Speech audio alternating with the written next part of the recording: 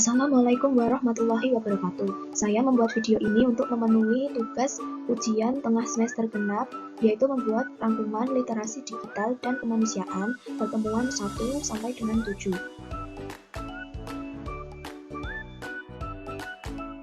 Perkenalkan, nama saya Beta Centauri Anissa, NIM 14014200314, nomor absen 33 dari Rombok D, Prodi Pendidikan Guru Sekolah Dasar Angkatan tahun 2020, Universitas Negeri Semarang.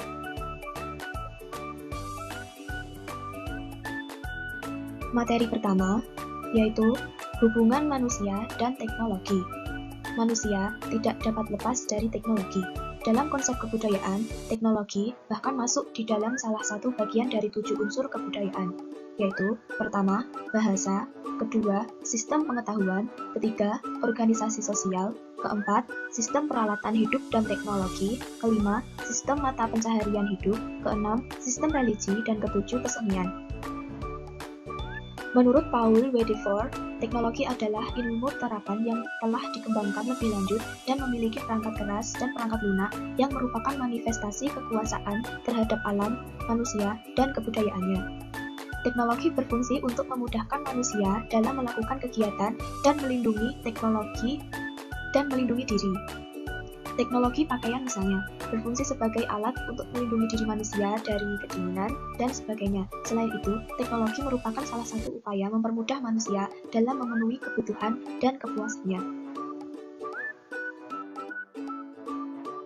Memasuki abad ke-21, kita memasuki revolusi industri 4.0 dan masyarakat 5.0 atau society 5.0. Revolusi industri 4.0 merupakan istilah yang sudah tidak asing lagi bagi masyarakat. Di Indonesia sendiri, perkembangan teknologi dan informasi terjadi begitu cepat. Dalam era revolusi industri 4.0 ini tentu sangat besar bagi dunia industri juga perilaku di masyarakat. Revolusi industri 4.0 merupakan fenomena yang berkolaborasi teknologi cyber dan teknologi otomatisasi. Revolusi industri 4.0 dikenal juga dengan istilah cyber physical system. Dalam dunia industri, hal ini berdampak signifikan pada kualitas kerja dan biaya produksi. Society 5.0 adalah masyarakat yang dapat menyelesaikan berbagai tantangan dan permasalahan sosial dengan memanfaatkan berbagai inovasi yang lahir di era revolusi industri 4.0 seperti Internet of Things, Artificial Intelligence, Big Data, dan robot untuk meningkatkan kualitas hidup manusia. Materi kedua, dampak positif dan negatif teknologi. Terdapat 5 dampak positif kompetensi dari literasi digital, yaitu pertama, kemampuan menggunakan teks, alat, dan teknologi untuk mengakses informasi dan hiburan. Keempat, kecakapan dalam berpikir kritis, menganalisis, dan mengevaluasi data. Pertama dan kedua, kemudian ketiga, mampu mengkomposisikan pesan dalam praktik yang kreatif. Keempat, kemampuan untuk berefleksi dan berpikir etis, serta kelima, berpartisipasi aktif dalam aksi sosial baik secara individual ataupun melalui usaha kolaborasi dengan berbagai pihak. Dampak positif teknologi. 1. Memudahkan untuk mencari informasi. Kedua, menambah teman atau rekan kerja. Ketiga, menambah penghasilan.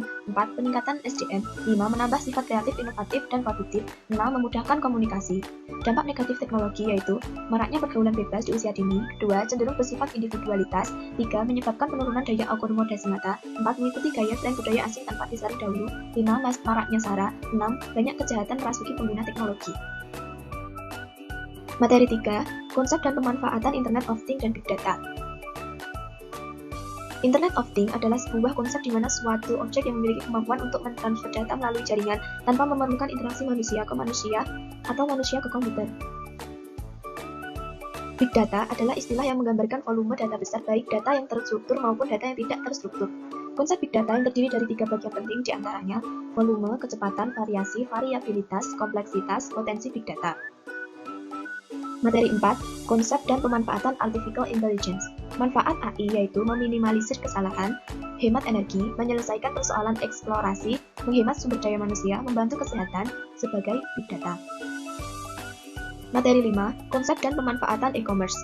Setidaknya terdapat sejumlah tipe e-commerce yang dibagi berdasarkan konektivitas pasar, diantaranya adalah 1. Business to consumer, 2. Business to business, 3. Consumer to consumer, 4. Social e-commerce, 5. Mobile e-commerce, 4. Local e-commerce. 8 kunci model bisnis e-commerce yaitu value proposition, revenue model, market opportunity, competitive environment, competitive advantage, market strategy, organizational development, management team. Materi 6, etika dunia cyber. 5 prinsip dasar etika berinternet yaitu jejak digital, jangan sebarkan kebencian, jangan berkata kasar, reaksi, dan waktu. Berikut adalah pemanfaatan internet secara bijak. Materi 7. Aturan hukum tentang informasi dan transaksi elektronik. Undang-Undang ITE, Undang-Undang Informasi dan Transaksi Elektronik atau Undang-Undang Nomor 11 Tahun 2008 adalah undang-undang yang mengatur tentang informasi serta transaksi elektronik atau teknologi informasi secara umum. Pasal 2 memperluas asas ruang berlakunya hukum pidana menurut tempat yang ada dalam KUHP.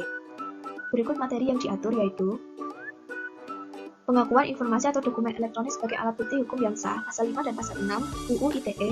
Kemudian selanjutnya tanda-tanda elektronik, penyelenggaraan sertifikat elektronik, penyelenggaraan sistem elektronik, perbuatan yang dilarang atau cybercrimes.